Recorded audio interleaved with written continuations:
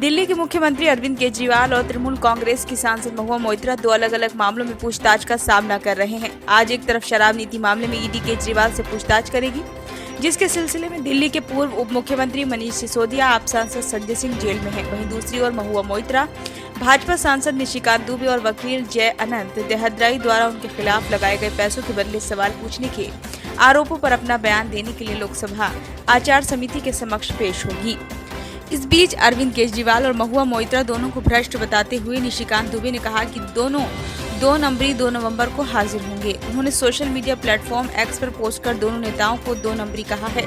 CBI ने अप्रैल में शराब नीति मामले में केजरीवाल से पूछताछ की थी। इस बार ईडी ने दिल्ली के सीएम को शराब नीति से जुड़े मनी लॉन्ड्रिंग मामले में पूछताछ के लिए बुलाया है।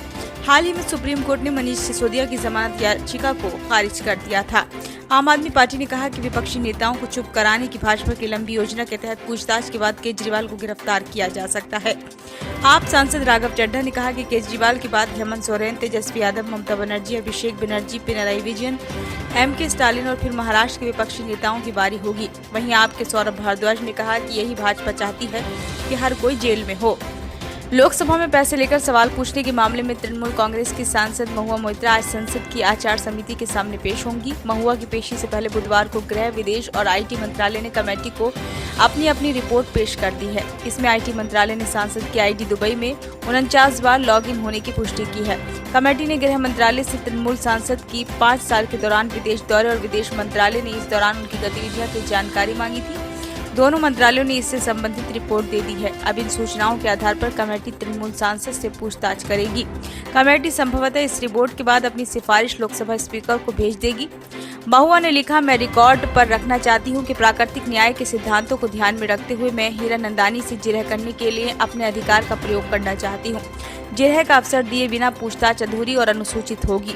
महुआ ने समिति को लिखा पत्र सोशल मीडिया पर साझा किया, जिसमें लिखा कि वैसे तो संसदीय समिति के पास आपराधिक क्षेत्राधिकार नहीं है और ऐसे मामलों में कानून प्रवर्तन एजेंसियों को पूछताछ करनी चाहिए, लेकिन आपके समन का सम्मान करते हुए मैं 2 नवंबर को पेश हो रही हूं। आपके सामने मुझ पर लगे आरोपों का खंडन करूंगी। साथ ही मैं चाहती हूं कि मुझे रिश्वत देने का दावा करने वाली हीरानंदानी से सवाल जवाब करने की अनुमति दी जाए।